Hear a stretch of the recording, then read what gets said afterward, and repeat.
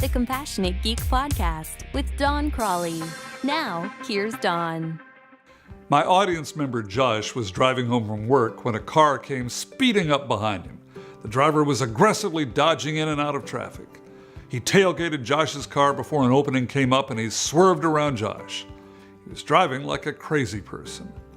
Josh reached out the window and gave the other driver a one-finger salute. Most of us can certainly relate, right? Have you ever seen someone try to block a speeder on the freeway? Maybe you've even done that yourself. Would you act differently if you knew the other person's intent? If you knew that person was racing to get to their child in the hospital?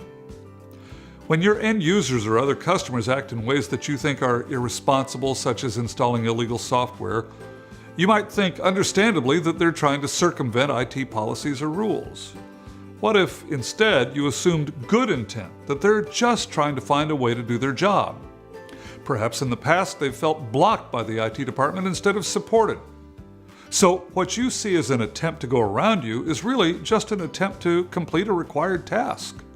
Some people project their own intent on others. They assume that when someone is driving aggressively, such as the other driver in Josh's experience, that they're just a crazy driver because they themselves have acted that way in the past.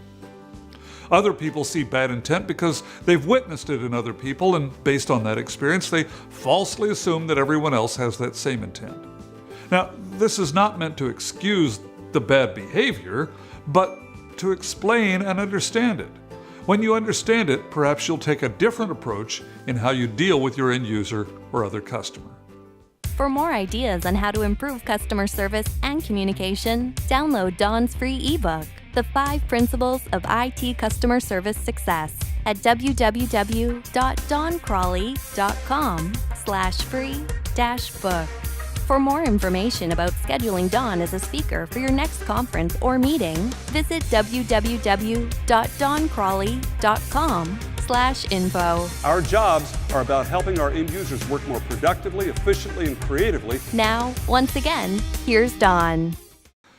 Most people have good intent. Oh, sure, there are some bad actors out there, but most people simply want to do their jobs, and what we perceive as irresponsible or dishonest behavior may be driven by simple ignorance or past frustration with the IT department. Maybe it's IT policies or attitudes. When one person shows bad intent, don't project that onto everyone else.